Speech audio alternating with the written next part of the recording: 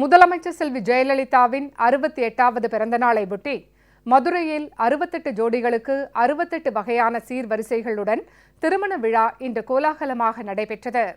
மணமக்களை வாழ்த்தி முதலமைச்சர் அனுப்பியிருந்த மடல் மணவிழாவில் வாசிக்கப்பட்டது.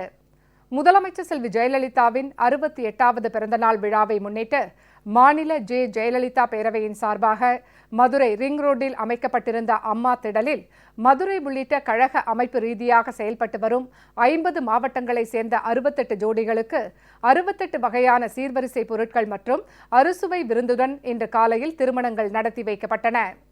விழா நடைபெற்ற அரங்கம் முழுவதும் முதலமைச்சர் செல்வி ஜெயலலிதாவின் தலைமையிலான தமிழக அரசின் சிறப்பு திட்டங்கள் குறித்த விளக்க பதாகைகள் இடம்பெற்றிருந்தன.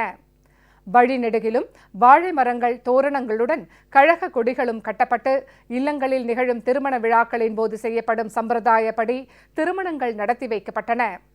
மாவட்ட ஜெயலலிதா பேரவை செயலாளரும் அமைச்சருமான திரு RB உதயகுமார் தலைமையில் மணமக்கள் வீட்டார் சுற்றத்தார் சூழ நடைபெற்ற இத்திருமண விழாவில் முதலமைச்சர் செல்வி ஜெயலலிதாவின் வாழ்த்து மடலை அமைச்சர் திரு செல்லூர் கே ராஜு வாசித்தார்.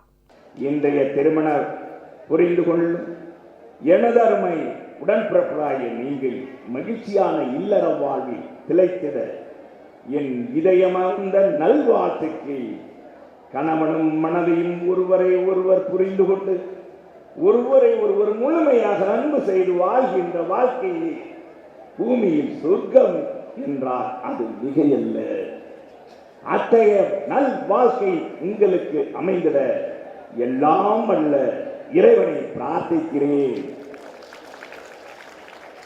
அமைச்சர்கள் டாக்டர் S. சுந்தரராஜ், திரு SP. சண்முகநாதன், திரு N. சுப்பிரமணியன், திரு KT. Rajendra Balaji, doctor C. Vijayabaskar, Delhi பிரதிநிதி திரு STK. ஜக்கையன் மற்றும் புறநகர் மாவட்ட செயலாளர் மேயர் திரு ராஜன் செல்லப்பா உள்ளிட்ட கழக நிர்வாகிகள் ஏராளமானோர் இவ்விழாவில் கலந்து கொண்டனர்.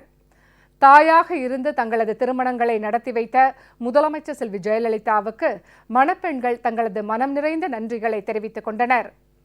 அம்மாவோட பிறந்தநாளை முன்னிட்டு இப்போ எங்கள் ஏழை எளிய மக்களுக்காக திருமணம் நடந்துச்சு. அதில் எங்களுக்கும் ஒரு ஜோடியாக நடந்துச்சு. எங்கள் அம்மா அப்பா இருந்தால் கூட இந்த அளவுக்கு செஞ்சுருப்பாங்களா எனக்கு தெரியாது. ஆனால் சீர்வரிசைலாம் பண்ணி சாப்பாடுலாம் போட்டு நல்லபடியாக திருமணம் நடத்தி வச்சாங்க. ஏழை எளிய மக்களுக்கு நல்லது நினைக்கிற அம்மா மட்டும்தான். அவங்க செஞ்ச உதவி நான் என்றைக்குமே மறக்க மாட்டேன். அவங்களே எப்பயுமே முதலமைச்சா வரணும்னு நான் ஆசைப்படுறேன். அம்மா செஞ்ச உதவி என்றைக்கும் மறக்க மாட்டேன். அவங்களுக்காக நான் நன்றி தெரிவிச்சுக்கிறேன். அம்மாவோட 68வது பிறந்தநாள் முன்னிட்டு வந்து இலவச திருமணம் கல்யாணம் பண்ணி வச்சிருக்காங்க. அதில் வந்து 68 பேருக்கு கல்யாணம் பண்ணியிருக்கோம். இதில் வந்து அப்பா அம்மானால செய்ய முடியாத சீர்வரிசையை வந்து அம்மா எங்களுக்கு செஞ்சு தந்திருக்காங்க. அதில் எங்கள் வாழ்க்கையில் வந்து அம்மாவை நாங்கள் மறக்கவே மாட்டோம்.